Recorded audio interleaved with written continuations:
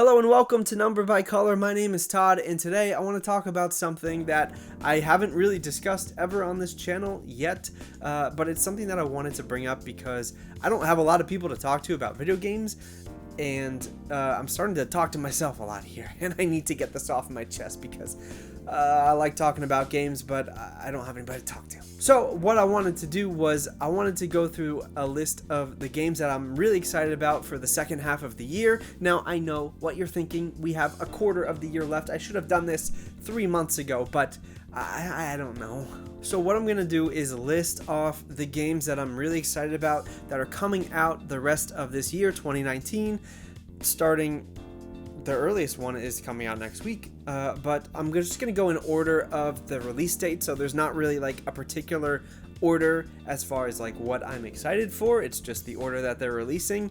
Some of these don't actually have a release date as far as I know, or as far as I could find out, so they're going to go last on the list, but they're not any less important in my mind. They're all things that I'm very excited about. So with that being said, let's get onto the list. But first, I do want to say that I do not have an Xbox One, so there are no Xbox games on this list.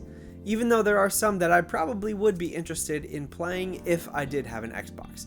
So it's just going to be PlayStation and Nintendo games for this list. So enjoy! So the first game on the list is a game created by Tokyo RPG Factory and published by Square Enix. It's called Oninaki. You probably heard of it. It's coming out next Tuesday, August 22nd.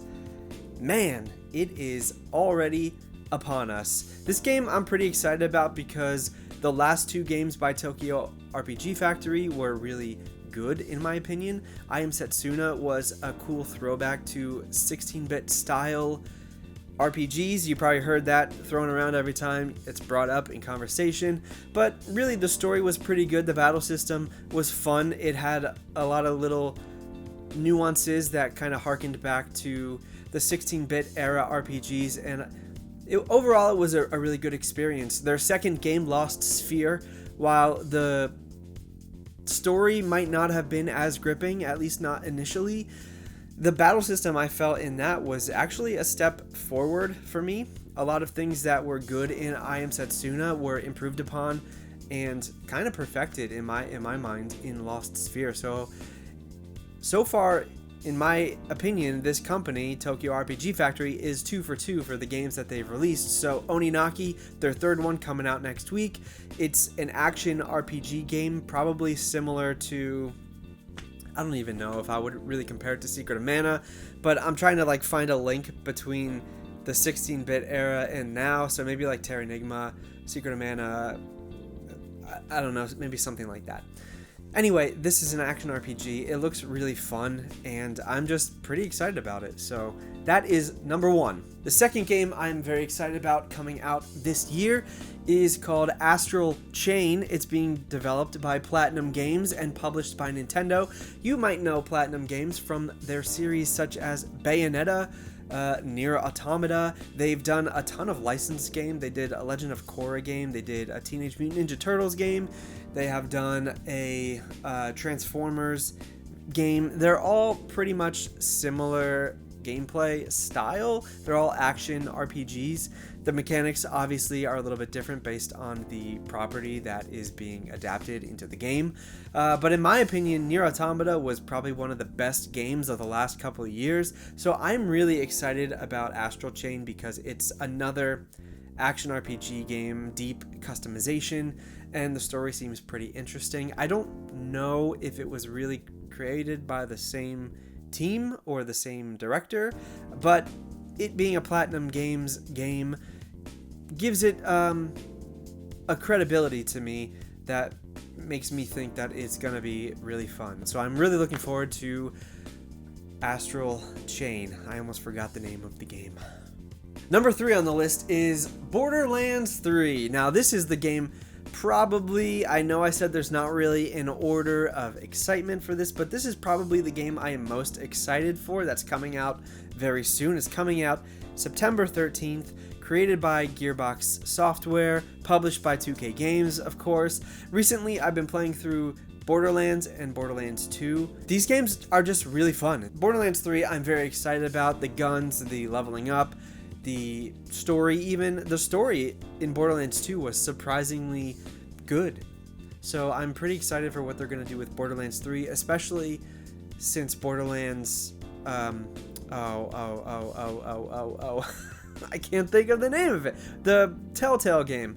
Tales from the Borderlands. That game, especially since that game had a pretty good narrative too. So tying in those characters with the existing characters is going to be interesting. Already we saw Lilith in the Fight for Sanctuary, I think it was, the new DLC for Borderlands 2 that was released within the last couple of months. That tied in Vaughn. So I'm looking forward to this a lot. I think it's going to be awesome.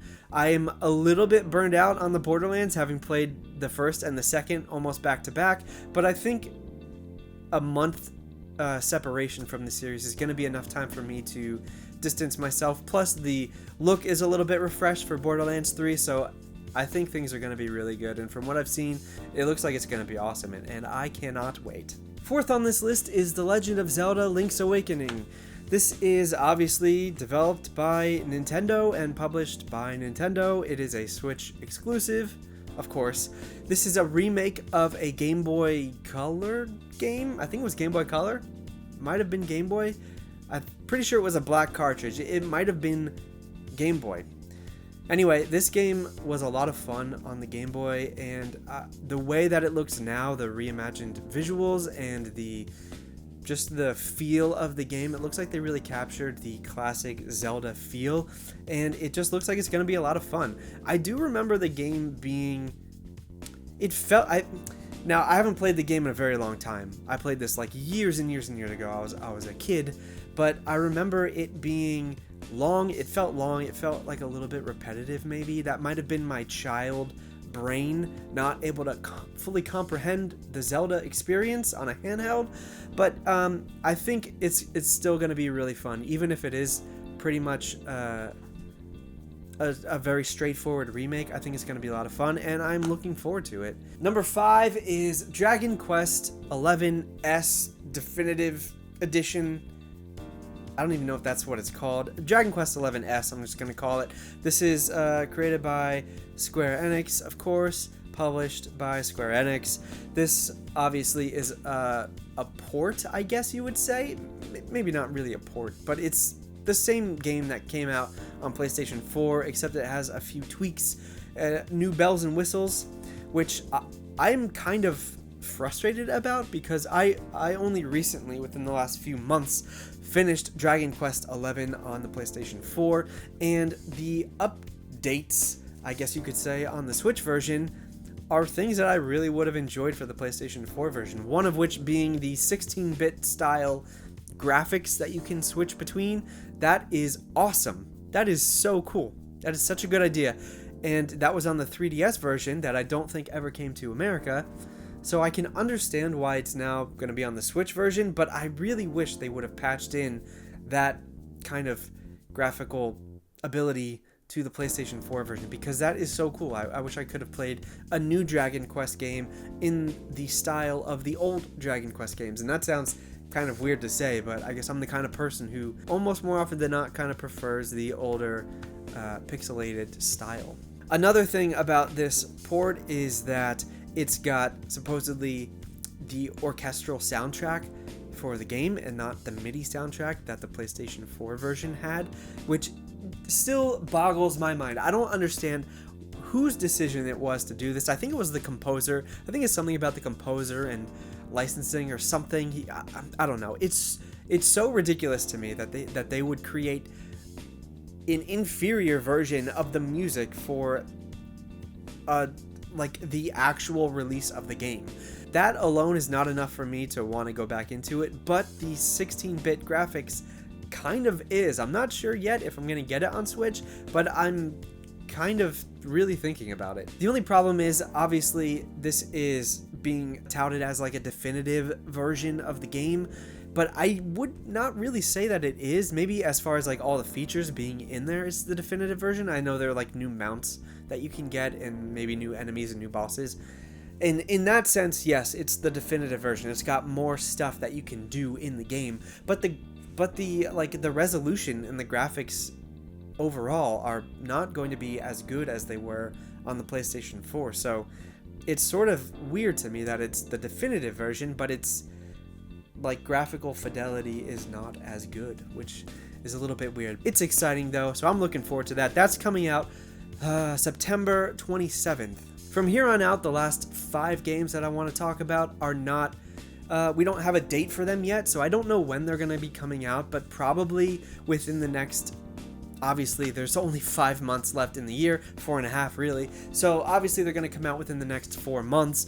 I would say probably October or November range, but I really do not know. But first up is a game called Cat Quest 2, developed by Gentle Bros and published by P-Cube. This is a sequel to a game called Cat Quest, obviously, that was released several years ago at this point.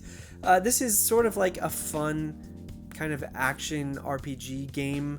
It's not too deep, but it's deep enough. I'm sorry, the first one at least was not too deep, but it was deep enough to hold my attention all the way through. It's pretty basic as far as you go from quest to quest, you walk around in overworld, you fight monsters, and it's just, I don't know, it's just basic fun. I had a really good time with it, and I think Cat Quest 2 is going to improve on the formula, especially since they are now offering co-op gameplay, so you can play with a friend.